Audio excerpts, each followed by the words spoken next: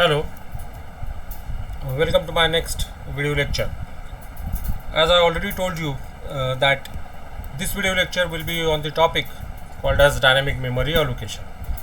This is the last topic of module 6, and after this the syllabus of the subject C programming will be over. In this particular video we will be discussing about a very important feature of a C language known as dynamic memory allocation. What it is and how it is different than the memory allocation that we performed up till now. This we will discuss in length in this particular video lecture. So let us start with what is dynamic memory allocation. It is the process of reserving the amount of memory required during the execution of a program. So required amount of memory I can reserve during the execution of a program. This is important. Now what does this means and how it is really different than whatever we are doing up till now? Let us go ahead. What we do normally in a C program, memory is reserved by declaring a variable. As all of us know that when we wanted to have a memory location to store the value of the operand or the result, we create a variable at the beginning of a function and then we will use it for storing that value. But once we create the variable, the memory will get reserved and it cannot be changed during the execution of a program. This is something called as static memory allocation. Let us see through example, then you will really understand what does this means. For example, if I write the command float x in my program, what do you think what will happen if this command gets executed? When this command gets executed, the computer will reserve one memory location whose size will be 4 bytes and the name of that memory location will be considered as x. Now, later on in my program, what if I wanted to change the size of variable x? Can we change it? Not possible. So once the variable is declared, its size is decided and it cannot be changed during the execution of a program. I hope now you are getting what is static memory allocation. Let us take one more example that will give you more clear idea. What will happen if I write a command char s in square bracket 10? As you can understand, this is going to be an array declaration. I am declaring an array whose name is s and whose capacity is 10, and since this is a character array, the size of this array will be also 10 bytes. Later on in my program, can I change size of this array to 20 characters or 100 characters? Not possible. We cannot change size of this memory location during the execution of a program. Its size will always remain fixed, and therefore this type of memory allocation is called as static memory allocation. Dynamic memory allocation is little bit different than this. In this process, as you can see, we can reserve required amount of memory during the execution of a program, as well as we can change the size of that memory block which we have reserved during the execution of a program. This is very important. What these 2 points really means in a program, we will see one by one. Now, let us see the example of static array. If at all I wanted to declare an array in my C program, the purpose is I should be able to store and operate on set of values. But the problem is I do not know how many values are really there with the user. That means whether user wanted to store and process 5 values or 10 values or 50 values. This is not known to us in advance. So therefore, what we normally do is we create array with arbitrary large capacity. Like I told in my previous array related programs, we create integer array int a and in square bracket normally we write 100. Why 100? That is arbitrary large size. By assuming that user is processing, storing and processing less than 100 values always. He doesn't require array of larger capacity. But this assumption may fail, or this assumption may create another problem also. What is that? We will see. But can we think of a solution to this particular problem? Can we think and write array declaration command like this, saying int a and empty square bracket? This is something is not allowed or not possible in a C program. Compiler will immediately give you error for this. You cannot keep the capacity blank. And why we wanted to keep it blank? Because we don't know that how much should be the capacity of that array, because that we will come to know after user specifies his choice. But this is not possible. I can try and have another option. I can try writing int a in square bracket n, assuming that n will be specified by the user later on, and then array capacity will be equal to n. This is also unfortunately not allowed in a C program. While declaring array, you cannot specify capacity by using variable. You have to specify capacity by using constant. So you cannot write variable name inside the square brackets. That is not allowed. So what is the way which is allowed in a C program? So this is the way by which we can declare array in a C program. I can write int a square bracket 10. This is allowed. But this will create an array of capacity 10 and will be able to hold only 10 values. Later on, if user wanted to store and process more than 10 values, he will not be able to change the size of this array, and therefore this array is known as static array, which cannot change its size as per the requirement of user. The size of this array will remain static, fixed. So I hope you have understood what is static array. Now, what are the drawbacks of this particular method, static array method? So it will lead to some drawbacks which are like this. If we declare arbitrary large array, let's say int in square bracket 100, that means this is an array of integers whose capacity is 100, and user utilizes only few elements, let's say 5 elements out of it. So out of 100, only 5 elements are utilized by the user. It means remaining reserved memory is just a wastage. 95 elements is just a wastage. We are not using it. Unnecessarily we are reserving it and we are not using it. This is not good. This is one of the drawback of static memory allocation or static array. Then you may think of reducing the size or capacity of the array. Let us see that situation also. So if I declare small array, let's say int a with capacity 5, this will create another problem, because user may want to process 10 elements. In this case, he will not be able to do so because we have provided array of capacity just 5. That means user will face the problem of insufficient memory. So these are the two major drawbacks of static memory allocation, and these two drawbacks can be overcome by using the new method that is called as dynamic memory allocation. Now I hope I have introduced the topic properly to you. So it is the process of reserving a memory as per the requirement during the execution of a program, and in this case we will not be wastaging memory, as well as we will not face the problem of insufficient memory. So dynamic memory allocation helps us to overcome both these problems by allowing to reserve exactly required amount of memory. Now, to perform dynamic memory allocation, what are the resources or what is the support provided by C language? The C language provides 4 predefined functions to implement dynamic memory allocation. These functions are malloc, calloc, realloc, and free. So there are 4 functions. I can make use of these functions to implement dynamic memory allocation in our C program. Let's see how to make use of these functions one by one.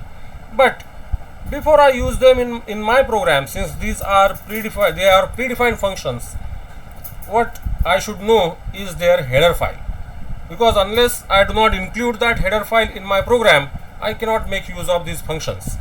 These four functions are part of header file known as stdlib.h. So in order to make use of these functions in my C program, now I have to include a header file stdlib.h. This is very important. Now one by one we will see these functions. The first function that we will discuss about is malloc function. Basically, malloc function is a function which can be used to reserve a memory. So malloc function allocates or reserves single block of requested memory. Single block it can reserve. Requested memory means the size I have to specify. I wanted to have single block of this much size, this many bytes that I have to specify. How we will see. So this function reserves required amount of memory. This is first thing. After reserving a memory, what do you think what that memory bytes will consist of? malloc function says after initializing, these memory bytes will consist of garbage values. This is second point that you should know about malloc. Then it may happen that I will ask the malloc function to reserve a memory of, let's say, size x bytes, or let's say 1000 bytes, and it is not able to reserve it because of not availability of the memory with operating system.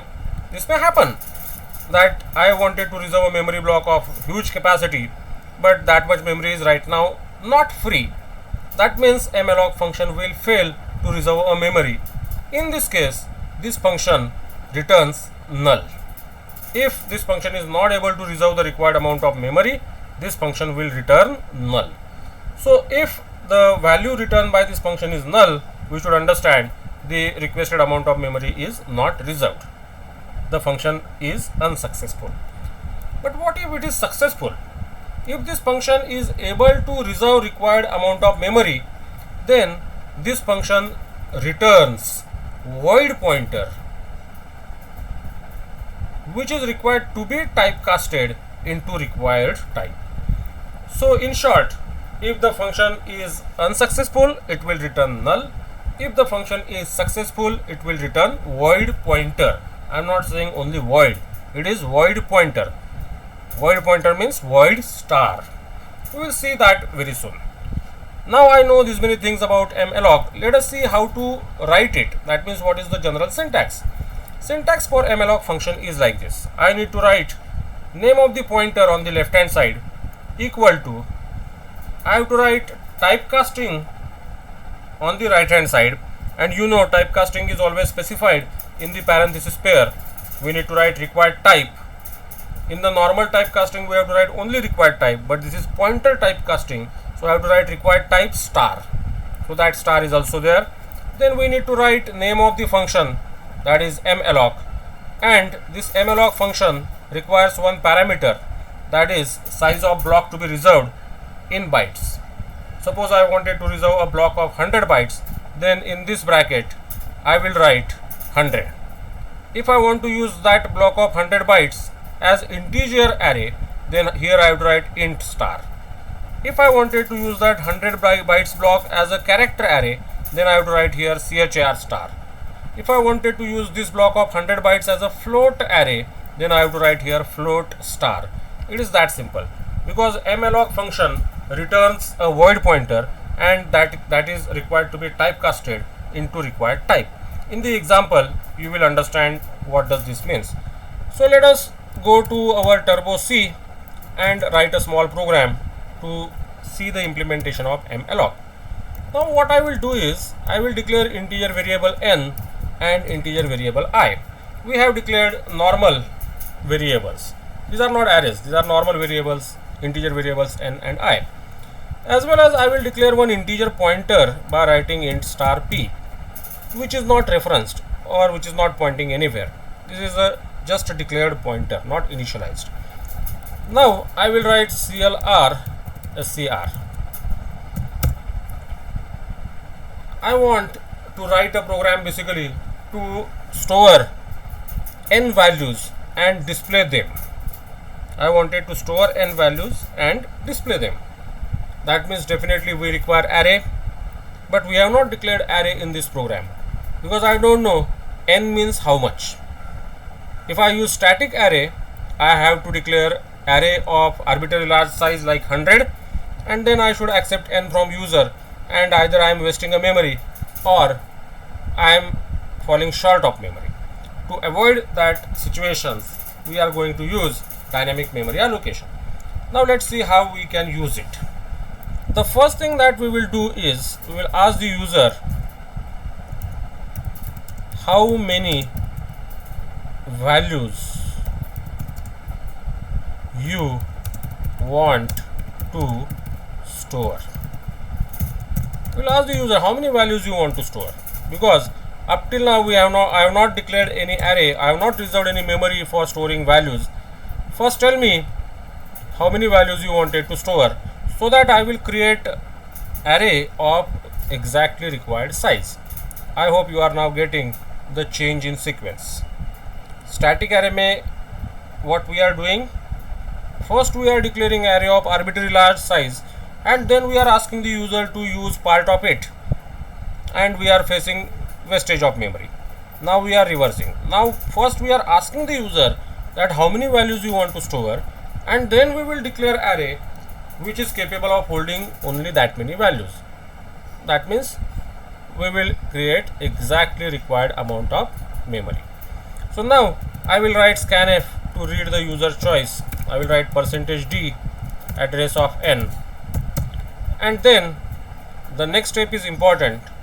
This is reserving memory by using the malloc function.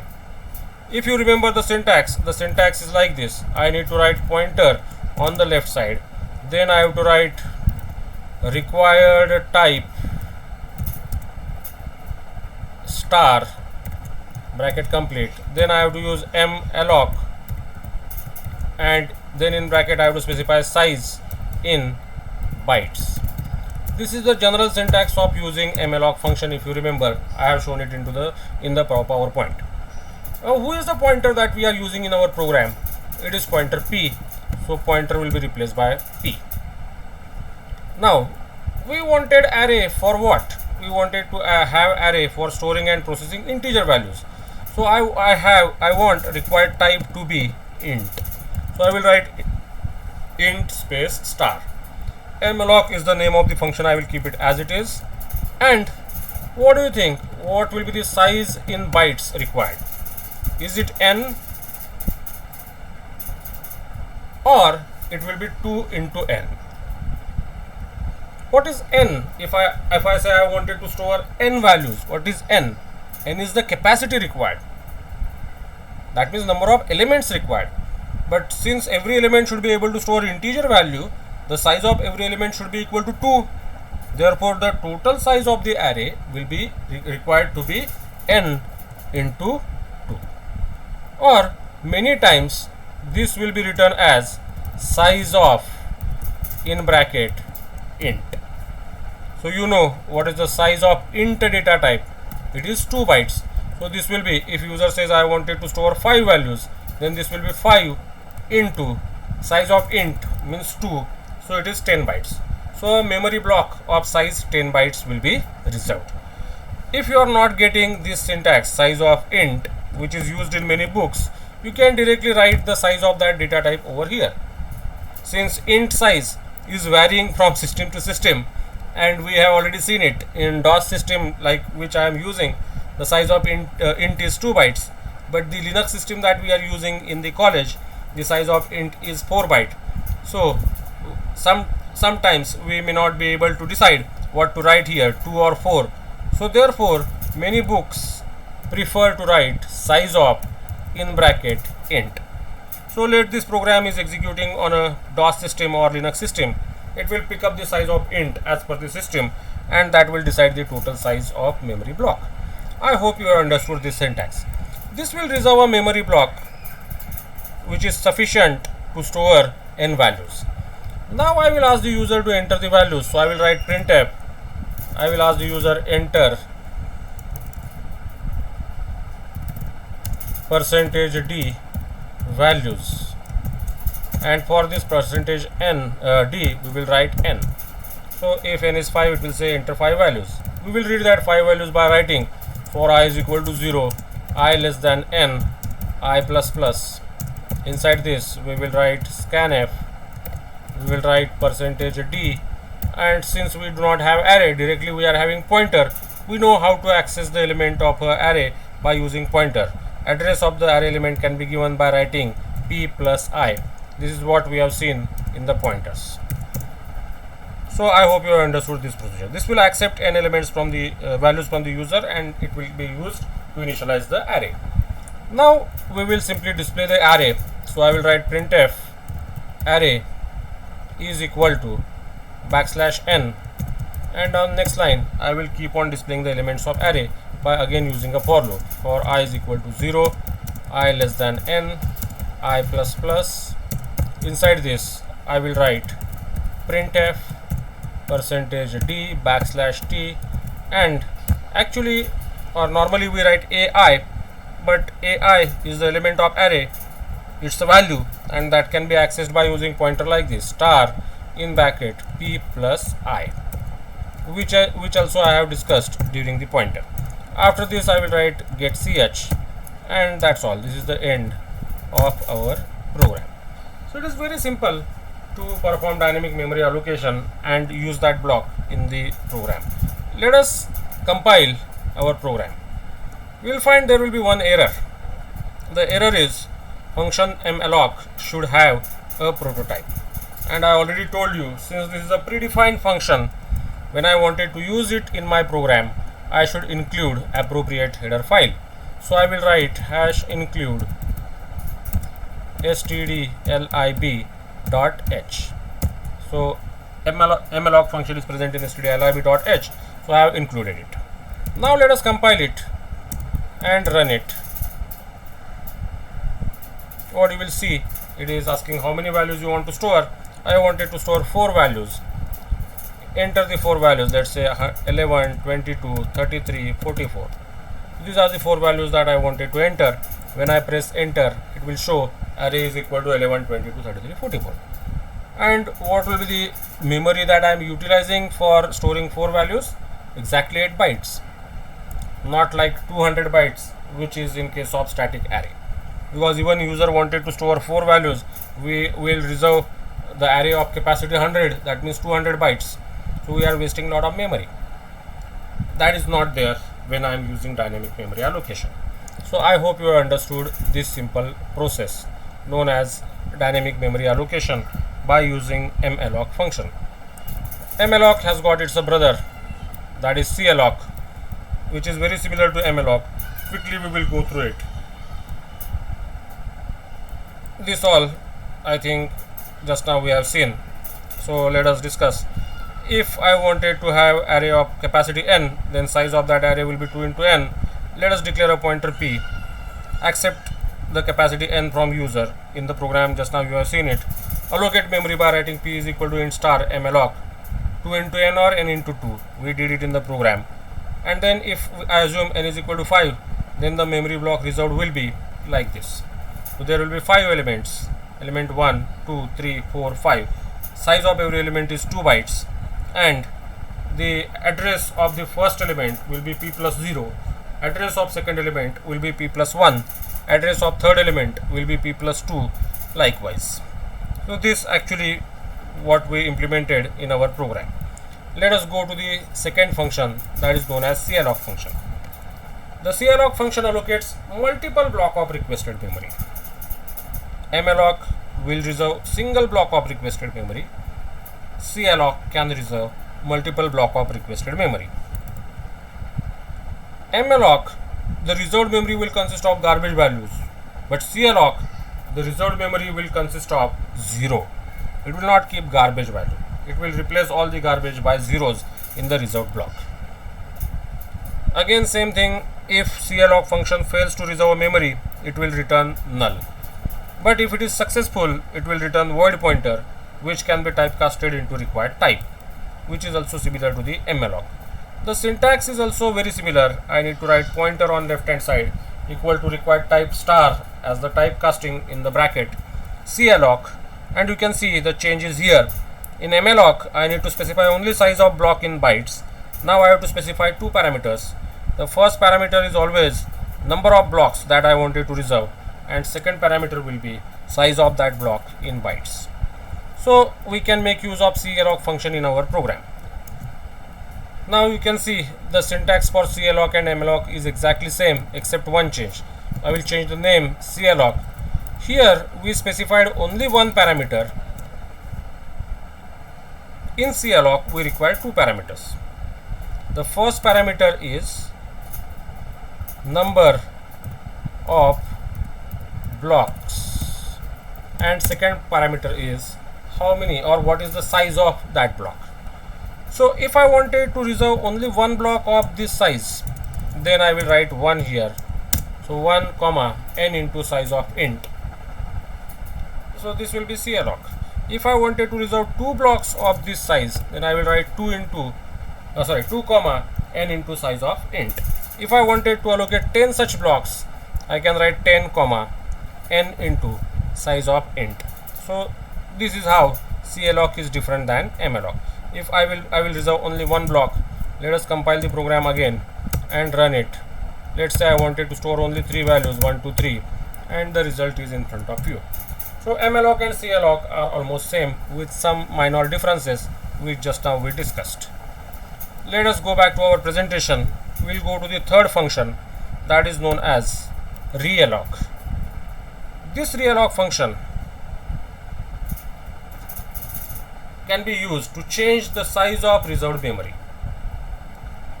For example, if the memory reserved by using malloc and calloc function is not sufficient, then we can change the size by using the realloc function. The name itself gives you idea. Realloc means reallocation. It will reallocate the memory block by changing its size. The syntax is simple. I would write pointer is equal to realloc in bracket. Two parameters are required, pointer comma new size. Let's see how to use this. Let us go back again into ANSI and see what I can do here. I have already reserved the p of let's say we will reserve a p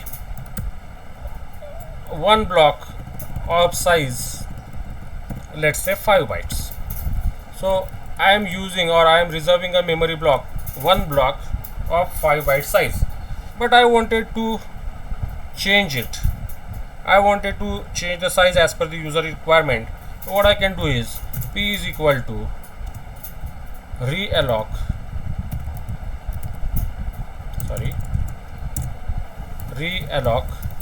in bracket name of the pointer again, that is p, and I have to specify new size, and new size I will specify like n into size of in bracket int. So initially we have reserved one block of 5 byte size, but immediately we change or we can change the size to n into size of int. That means as per user requirement. So now again I will compile this. There is a problem. Cannot convert void star to int star. Okay, so this also requires typecasting. I will write int star, which I have forgotten in the syntax, so you make that change. So I will convert or perform typecasting like malloc and calloc. Let us compile now. There is no error. So initially the memory reserved will be of size 5 bytes, but when I say I wanted to store 4 values, the memory block reserved will be of size 8 bytes, and I can specify 4 values like this and they will be stored. It's a very simple function, that is realloc. And lastly, we need to see one more function, that is free function. As its name suggests, that it is used to free the memory reserved during the execution of the program. So the memory occupied by using malloc or calloc functions must be released by calling free function, otherwise it will consume memory until program exit. So to free that memory that we have allocated, we can call a function free. The syntax is very simple. I need to write free and in bracket I need to write pointer name. So if p is a pointer, I have to write free p. So I hope you understood these 4 functions which are related to dynamic memory allocation. So this also completes our small topic, dynamic memory allocation. Up till now, not many questions are asked in the university question papers on this particular topic. If at all they want to ask the question, they will not ask you program, they will ask you only theory question saying what is dynamic memory allocation and explain its advantage. This can be a short answer question. Or they may say what is dynamic memory allocation and explain the functions related to it. This is little long answer question because we have to explain all 4 functions. Or they may ask you in short explain malloc and calloc function. So only these many questions are possible on this particular topic, dynamic memory allocation. So this is the end of module 6 and in fact the end of C programming syllabus. In next video lecture, what we will discuss about is really a question mark, but I know many of you are demanding a video on the topic called as functions and recursive functions. So I will try to prepare a video on the topic functions very soon and I will upload it on my YouTube channel. Till that time, you keep on watching my video lectures which I uploaded. Like them, share them and subscribe my video channel, YouTube channel. So all the best, keep learning new things. Bye bye.